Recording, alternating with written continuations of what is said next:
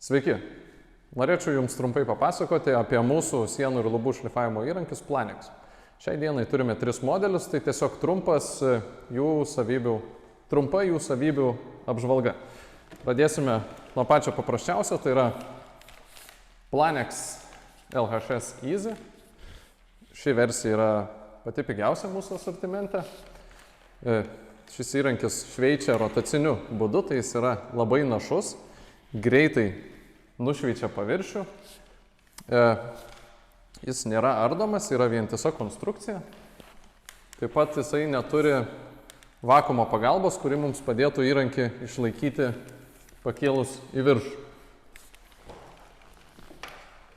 Sekanti, pati naujausia šio įrankio versija, tai yra LHS 2M. Taip pat neardomas įrankis, tačiau jisai jau veikia ekscentriniu būdu, šlifuoja 4 mm amplitudėje ir sukasi laisva eiga. Šis įrankis jau turi vakuumą, taigi dirbti iškėlus aukščiau rankas su juo yra paprasčiau. Ir, sakyčiau, premium įrankio versija, tai yra LHS 2.